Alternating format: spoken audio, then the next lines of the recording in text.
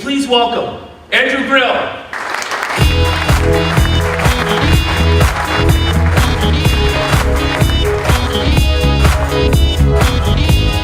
want to ask you all one simple question.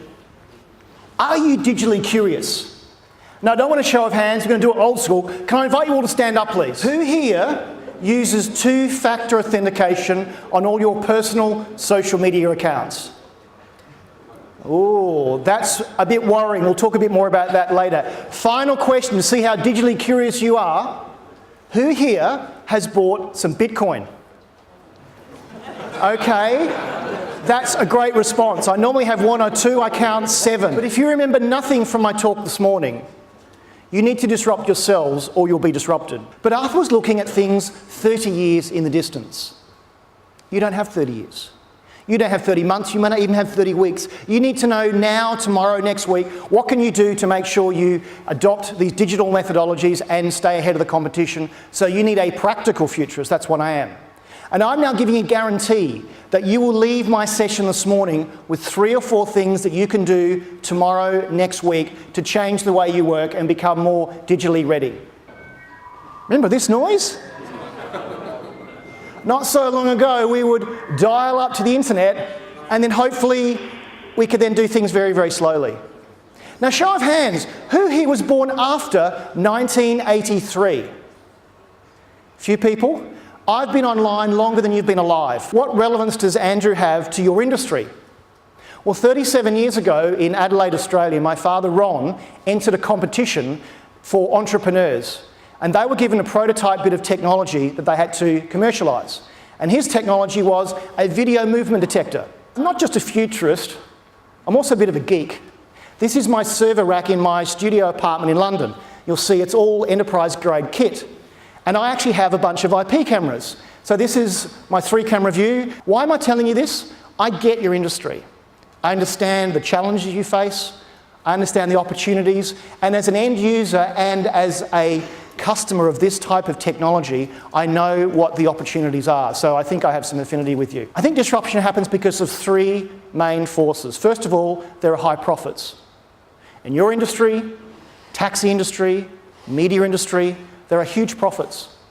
And disruptors see those profits and they say, we'd like a piece of those. I thought I'd find some other examples though, ones that aren't so obvious, and then pick apart why they have become disruptors and see whether you can learn from what they're doing well and where the opportunity is. Who thinks they'd use a service like that?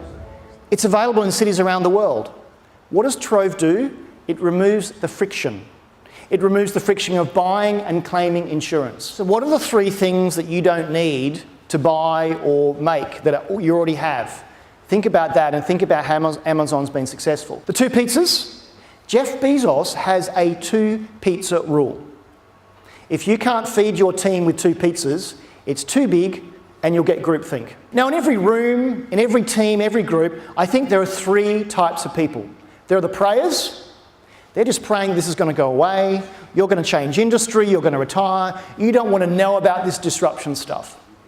Then there are the stayers. For some reason, that slide keeps getting a laugh. I've had it in my deck now for a couple of years, and as we get closer or further away from Brexit, people seem to laugh. Stayers like Teresa are just staying the course. They have a project to deliver, they don't care what else is going on, they just have to get this thing delivered. But then there's a 3rd group. And I want to invite you all to become members of that 3rd group, and they are the players. They lean forward when we mention digital. When we talk about disruption, we go, how can we disrupt ourselves? With all this information that's coming our way, often I get asked, Andrew, how can you cope with everything? All the social media feeds, all the emails, how do I cope? I think the answer is back to this piece of plastic. This piece of plastic knows more about me than even my spouse does. It knows what my next meeting is, it knows my bank balance, it knows when my plane's taking off. So you combine that with smart artificial intelligence and we'll see the rise of the digital agents. To get digital, you need to be digital.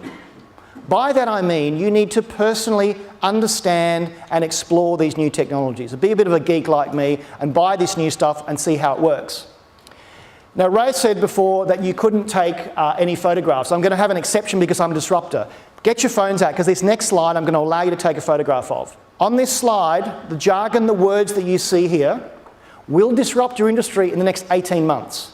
Tonight, tomorrow, go to Wikipedia, play Wikipedia bingo. Go, I know what that is, I know what that is, I know what that is. Not sure about that one. Back in November 2017, when Bitcoin was at its peak, I actually bought £20 worth of Bitcoin. Not to get rich, I wanted to understand what it was like to hold cryptocurrency. In your organisation, there are two tribes. There are the going digital.